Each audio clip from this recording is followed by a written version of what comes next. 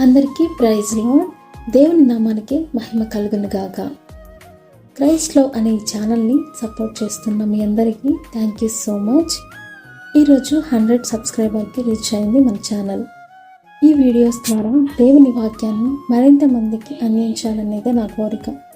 అలాగే దేవుని ఆశీర్వాదాలు మీ అందరికీ లభించాలని మరియు దేవుని ఆశ్రయాన్ని పొందాలని నేను ప్రార్థిస్తున్నాను.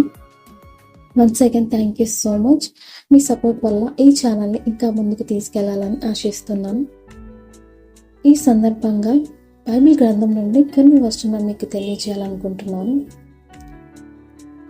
మత్తయి సువార్త 7వ అధ్యాయం 13వ వచనం. ఇరుకు ద్వారమున ప్రవేశించుడి, నాశనమునకు పోవు ద్వారం వెడల్పును, ఆ దారి విశాలమునై ఉన్నది, దాని ద్వారా ప్రవేశించువారు అనేకులు. జీవమునకు పోవు ద్వారము ఇరుకును, ఆ దారి సంకుచితమునై ఉన్నది, దాని కనుగొను వారు కొందరే.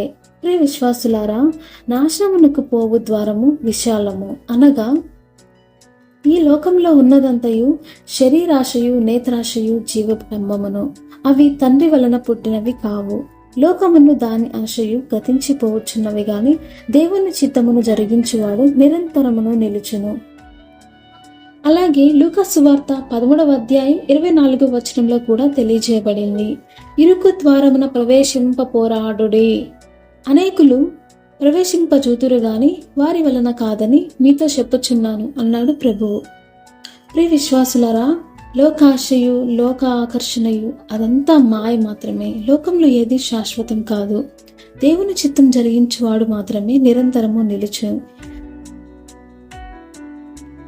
అందుకని ప్రతి ఒక్కరూ దేవుని చిత్తము జరిగించు వారై ఉండి దేవుని మార్గమును నడుచుకోవాలని దేవుడు కోరుకుంటున్నాడు. ఆ విధముగా ఉండడానికి ప్రయత్నించండి. అందుకు ప్రభు మీకు సహాయం చేయునుగాక. ఆమేన్.